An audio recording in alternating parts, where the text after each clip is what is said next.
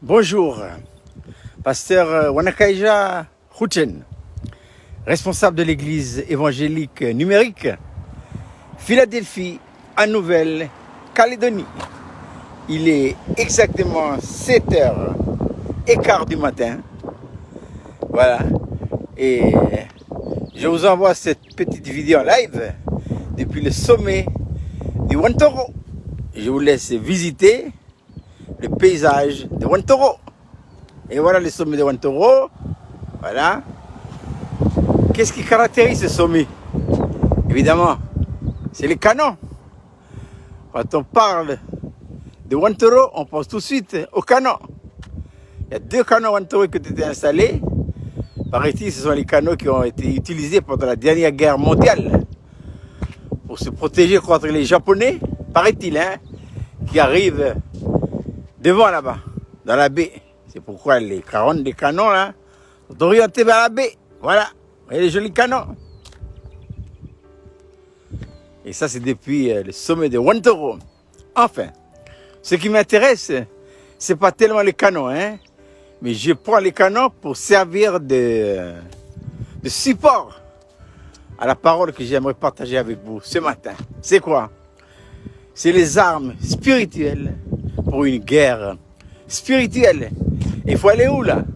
Il faut aller dans l'épître de l'apôtre Paul aux Éphésiens.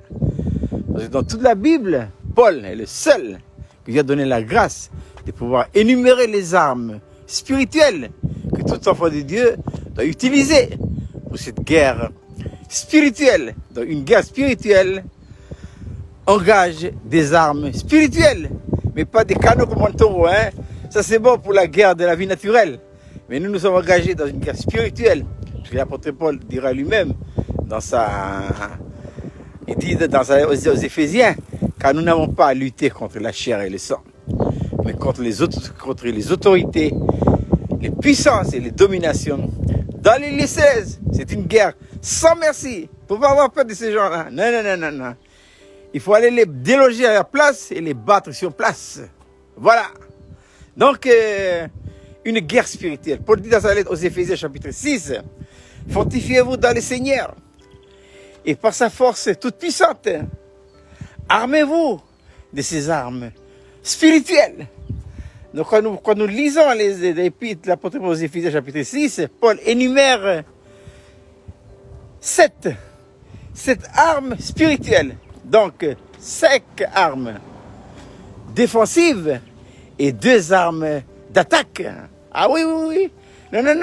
C'est pas la guerre, c'est pas simplement des déclarations, c'est pas tout, Non, il faut être armé, mes chers frères et sœurs. Si tu n'es pas armé, tu es battu à l'avance, plat de couture, Voilà. Donc je continue un peu pour visiter l'autre canon qui est au-dessus, là. Voilà. Donc, je répète, 5 armes défensives et 2 armes d'attaque. Et nous allons les énumérer. Mais pour le développement, suivez mes lives, surtout les études bibliques que je fais depuis l'église, depuis chez moi, en direct sur YouTube. Voilà.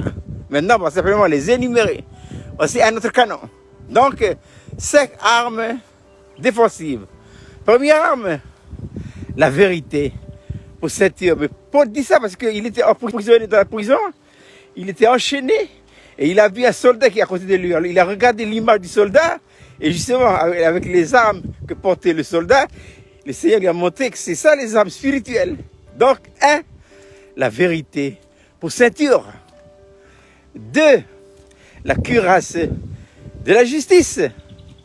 Soulignez le mot justice. 3, le bouclier de la foi. Voilà.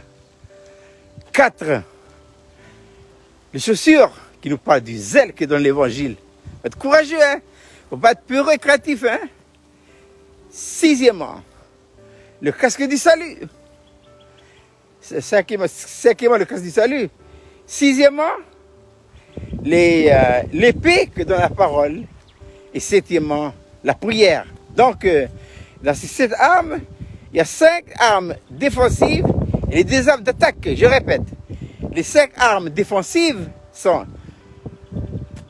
la vérité pour ceinture, la cuirasse de la justice, le bouclier de la foi, les chaussures, les ailes que nous donne l'évangile, et cinquièmement, le casque du salut. Ça, ce sont les 5 armes pour se défendre.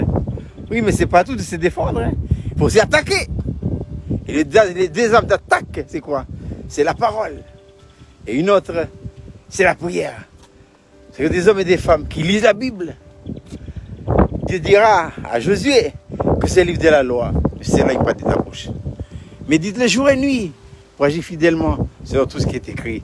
Car c'est alors que tu auras du succès dans tes entreprises. C'est alors que tu réussiras. Ça, c'est l'arme défensive, l'arme d'attaque. L'autre arme d'attaque, c'est la prière. Paul dira dans sa lettre aux Thessaloniciens, priez sans cesse. Restez constamment en communion, en connexion avec le trône. La prière. Ah, la prière. Les grands hommes de foi et les femmes de foi que Dieu a puissamment utilisés et qui ont battu, écrasé, dominé les forces occultes sont des hommes de foi et de prière. Ça y est.